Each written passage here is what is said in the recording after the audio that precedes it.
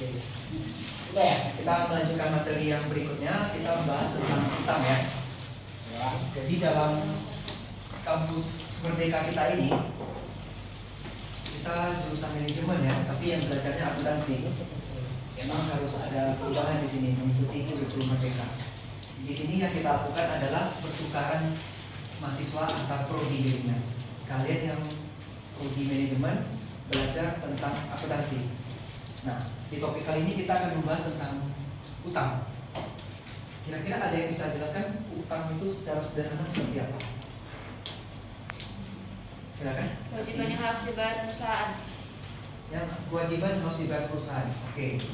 Jadi kewajiban itu kalau di dalam neraca laporan keuangan terbagi dua ya. Lancar sama yang jangka panjang. Lancar dan jangka panjang untuk membedakannya cukup satu cara. Lebih dari setahun atau kurang dari setahun. Jika dia kurang atau sampai dengan 1 tahun, itu masuk kategori yang lancar. Kalau dia lebih dari setahun, masuk kategori jangka panjang. Bisa dipahami? Bisa, Pak. Utang lancar. Ini mungkin agak kecil, saya bisa sedikit ya.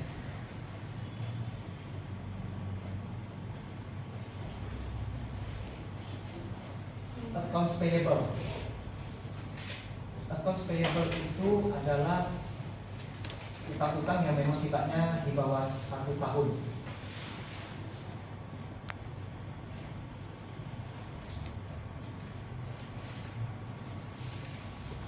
Utang yang di bawah 1 tahun ini bisa berupa utang dagang. Tahu utang dagang? Tahu. Seperti apa utang dagang itu? Utang yang ditimbulkan akibat kegiatan perusahaan. Atas transaksi ya. Ya, transaksi. Misalnya kita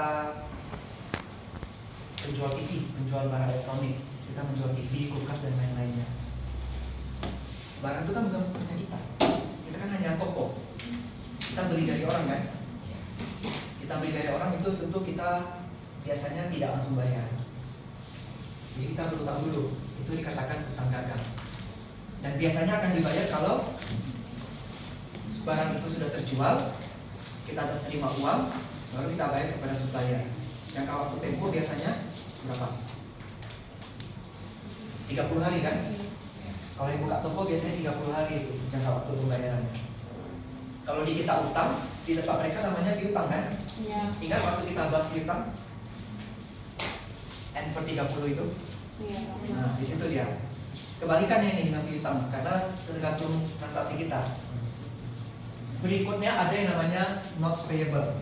Notes payable itu bisa dikatakan sebagai surat utang. Surat utang. Kita mau menambah modal perusahaan nih, tapi sayangnya kita kekurangan uang. Caranya gimana? Kita terbitkan notes payable. Terbitin surat utang, ada orang mau beli, nanti kita menerima uang dong. Konsekuensinya adalah kita harus membayar bunga kepada mereka. Bunganya berapa? Itu yang nanti akan kita atur di dalam suatu surat perjanjian. Surat perjanjian itu namanya promise. Saya tuliskan biar tidak pusing ya. Waktu kalian dulu SMA atau SMK pernah dengar istilah promise? Tidak, Pak. Promise itu surat utang ya, surat yang menyatakan kalau kita memiliki utang terhadap seseorang. Di dalam surat utang promise itu tercantum apa? Yang jelas nama masing-masing ada ya. Berikutnya jumlah pinjaman dana. Tentu dong harus dijelaskan berapa yang kita pinjam. Kemudian bunga atau tarif atau rate. Bunganya berapa persen? Misalnya 5% per tahun. Ada apa lagi? Jangka waktu. Kita berhutang sebanyak 100 juta rupiah selama berapa tahun? Kalau 5 tahun, berarti tiap tahun harus bayar 20 juta kan beserta bunganya. Umumnya sih ini yang wajib harus dijelaskan. Kemudian syaratnya ya. cara pelunasannya seperti apa. Bisa dipahami untuk notes payable atau surat promise? Oke, lanjut. Berikutnya dividends payable. Dividen. Ada yang tahu dividen? Silakan. Keuntungan yang diterima oleh para investor yang telah menanamkan modal. Ya, betul. Jadi investor kalau menanam modal di perusahaan, tentu dia mengharapkan imbal hasil kan? Yaitu dalam bentuk dividen salah satunya. Dividen itu dikatakan sebagai utang lancar karena ketika kita perusahaan sudah mengadakan RUPS, rapat umum pemegang saham, tidak langsung dibagikan biasanya kan? Biasanya sudah rapat, kita umumkan dulu akan dibagikan dividen sebesar sekian rupiah per lembar pada tanggal 10 April misalnya. Jadi pada tanggal 10 April itu nanti dibagikan. RUPS-nya misalnya hari ini ya. Nah, dia dikatakan utang lancar karena dia tidak mungkin lebih dari setahun. Kan tidak mungkin kita bilang membagikan dividen sebesar 50 rupiah per lembar, tapi kita baginya 2 tahun kemudian. Enggak ya? Enggak seperti itu sistem kerja di perusahaan. Maka itu dikatakan sebagai utang lancar karena dia pasti akan dibayar dalam jangka waktu dekat. 6 bulan pun rasanya udah terlalu lama kalau untuk bagi dividen. Biasanya 2-3 bulan itu jangka waktu pembayarannya. Ada yang mau ditanyakan terkait dividen payable? Atau promise atau yang lain? Kalau enggak kita lanjut. Customer advance. Customer advance kalau di Indonesia kan artinya uang muka pelanggan. Contohnya, saya menjual barang. Barangnya belum ada sama saya, tapi si Faber pengen beli sama saya barang itu, kulkasnya nih. Harga kulkasnya misalnya 5 juta. Saya belum punya barang, tapi Faber udah bayar ke saya DP sebesar 3 juta. 3 juta itu saya belum boleh akui sebagai pendapatan. Kenapa? Ayo, kenapa? Belum terjadi transaksi penjualan. Kalau transaksi sudah, tapi kalau transaksi penjualan memang belum. Jadi kalau di akuntansi cara mencatatnya, saya mencatat kas terlebih dahulu. Kemudian uang muka pelanggan sebesar 3 juta.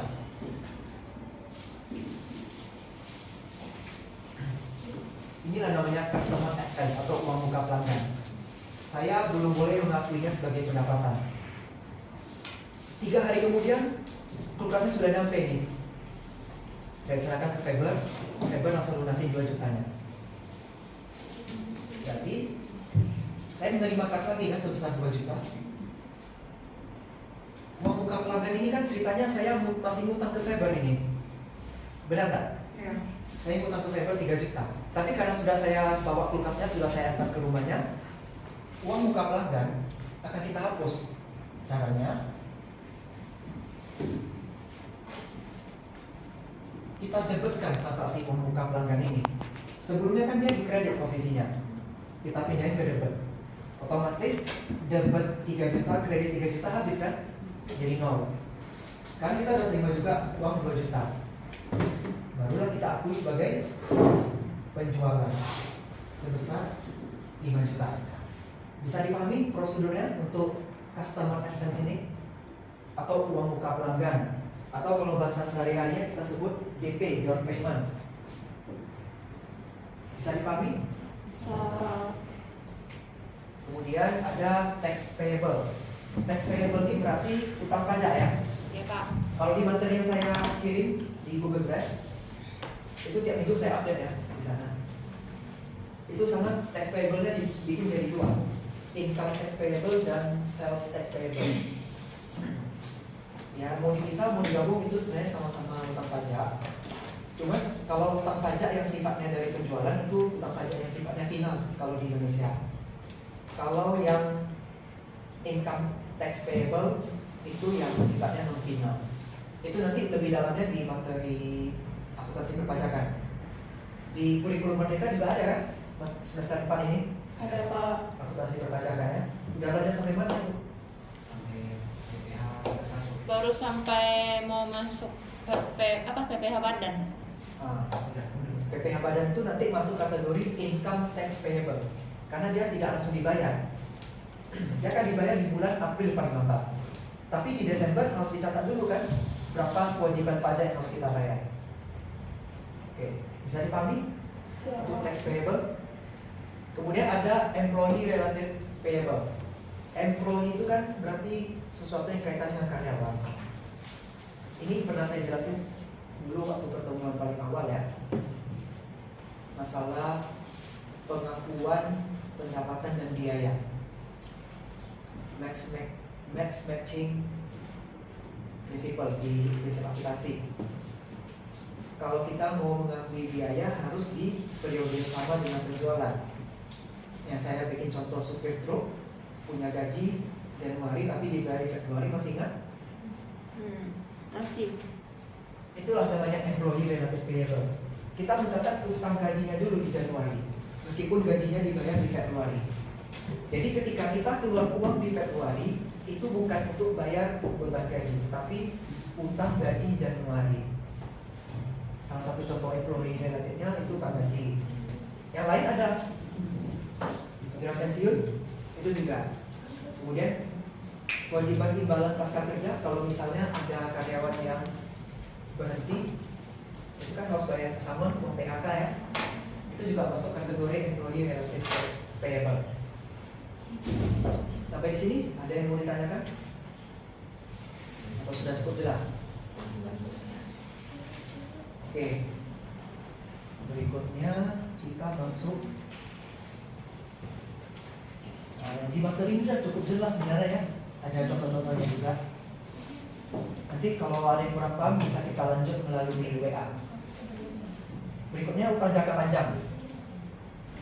Tadi kan di slide kita lihat ada 3 lingkaran ya, yang ini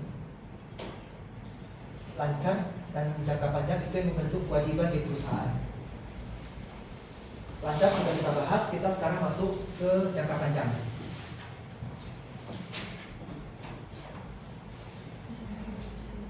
Nah di sini ada obligasi, ada pinjaman jangka panjang dan leasing jangka panjang. Obligasi nanti kita bahas lebih dalam lagi, ada di bawah. Kemudian kalau pinjaman jangka panjang, ya intinya lebih dari setahun pembayarannya. Misal utang bank untuk kredit modal kerja, utang bank untuk kredit investasi. Kalau utang leasing, kita leasing untuk beli mobil operasional perusahaan, atau leasing untuk membeli alat berat, itu masuk kategori yang ini. Cuman biasanya itu ada dipecah kalau kita buat laporan keuangan.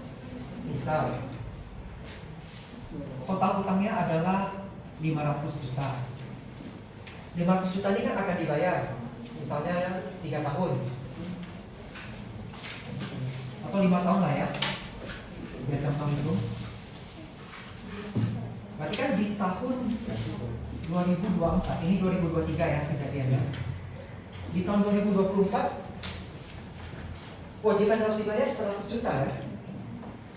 Karena setiap tahun kita harus bayar 100 juta rupiah. Berarti di 2024 kita bayar 100 juta yang harusnya kita bayar. 2025 678 kita bayar 400 juta kan yang menjadi kewajiban kita. Sampai sini paham? Kita berutang di 2023 500 juta, maka di neraca 2023 ya saya bilangnya ya, kewajiban jangka pendek kita munculkan utang bank sebesar 100 juta. Sisanya 400 juta masuk kewajiban jangka panjang. Ada yang tahu kenapa? Karena sudah dalam waktu kurun 1 tahun. Dalam waktu kurun setahun. Ya benar. Cuman kalimatnya kurang lengkap. Ini kan kalau pinjaman kredit di bank pasti ya ada perjanjiannya seperti progres tadi lah kan, lengkap semuanya. Perjanjiannya utangnya berapa, cicilannya berapa, bunganya berapa, jangka waktu berapa. Kita udah tahu pasti di 2024 yang menjadi kewajiban kita untuk membayar adalah 100 juta. Maka di neraca 2023 kita catat ini sebagai utang jangka pendek atau utang lancar. Yang 2025 sampai 2028 sebesar 400 juta. Kita catatnya di kewajiban jangka panjang. Jadi dipecah itu kalau di pelaporan. Tapi kan total tetap sama 500. Hanya saja pemecahannya dibedakan kalau di neraca. Bisa dipahami? Oke, kita lanjut. Obligasi. Obligasi sebenarnya mirip juga dengan promes. Cuma promes itu biasanya diidentikan dengan yang jangka pendek. Obligasi itu untuk yang jangka panjang. Fungsinya sama. Ketika kita butuh dana, kita bisa terbitkan surat utang.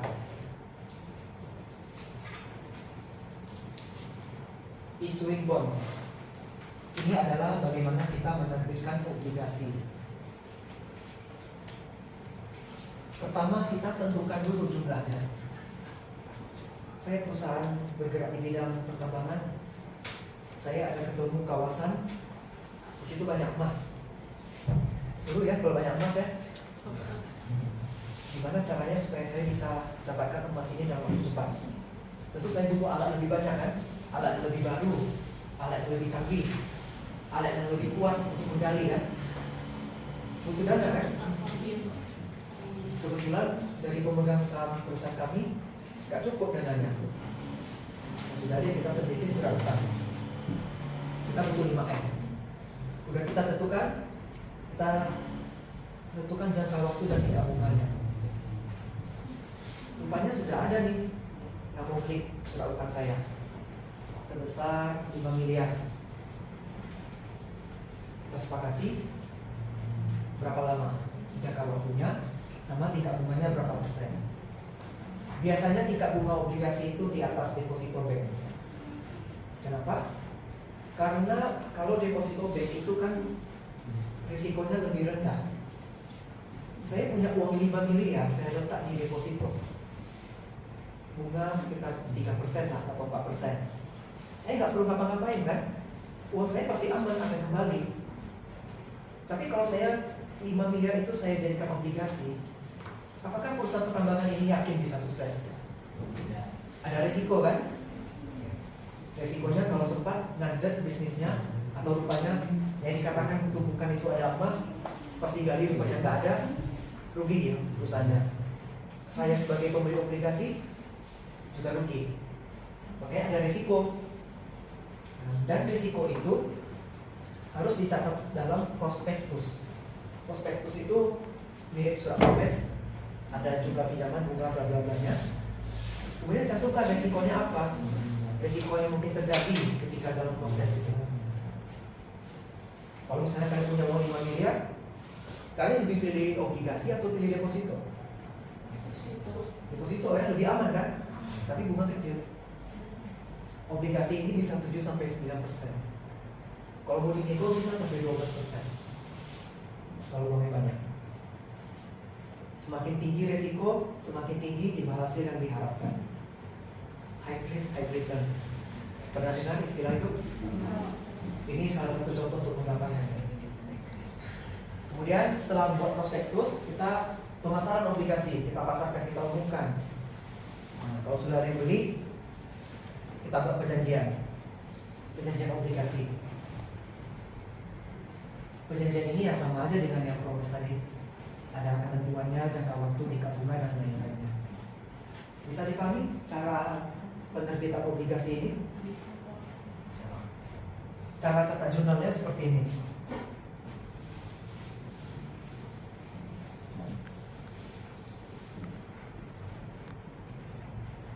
Ketika kita menerbitkan obligasi dan rupanya sudah ada yang beli, berarti kan kita terima uang kan? Boleh di kas, boleh di bank, sebesar 5 miliar. Ini kreditnya apa?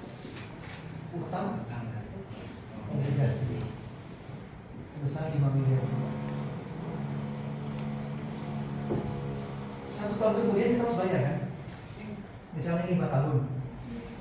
Berarti tahun depan kita harus bayar 1 miliar.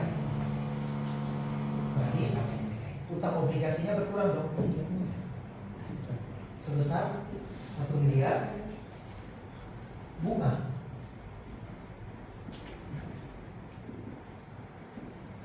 Bunga obligasi kalau bagi kita itu beban kan, tapi bagi yang membeli obligasi kita itu pendapatan mereka kan.